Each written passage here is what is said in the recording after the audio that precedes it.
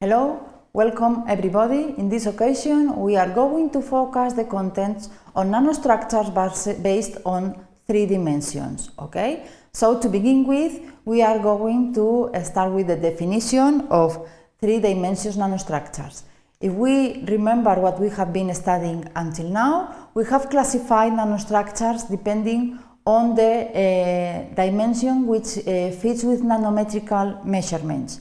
It means that we can fit 1-dimension nanostructures when we have different fields or different sheets and separated by nanometers, 2-dimension nanostructures which are focused on nanofibers, nanowires, etc.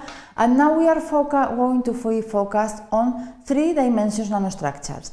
In this occasion, we are going to talk about particles or products which has nanometers in all the directions, on all the dimensions, in every direction in the space.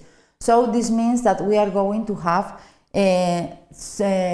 products, as we can see on this slide, which could be round or spherical or not necessarily spherical, okay? But they would be nanometrical.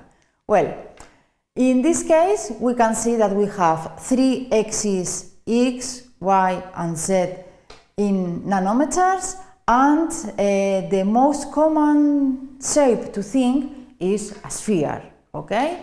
However, if we would see not a representation, but we want to observe that kind of particles or products, in this slide we can see nanospheres, okay? In this case are part of gold nanospheres made in the laboratory at the Universidad Politécnica de Valencia, in which I worked at, okay? So those are nanometrical spheres. We can observe clearly in the below part of the image we have the scale bar, and then we can see that this scale bar belongs to 200 nanometers, okay? So this means that these spheres, which are not as wide as the scale bar, are less than 200 nanometers. But does this mean that all the particles should be spherical?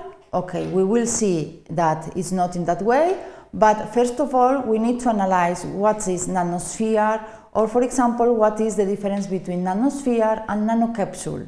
Okay, here in this slide we can observe many nanospheres or many round particles. Okay, in this case those are microcapsules, but when we cut them we could observe that for example in the TEM image that we can observe in the right part of the slide at the upper part, we would see that what we have obviously is a sphere. Okay, we can see that we've got a sphere with a solid material, but in the image below we can see that there is a sphere that has something inside which is not the same material, okay?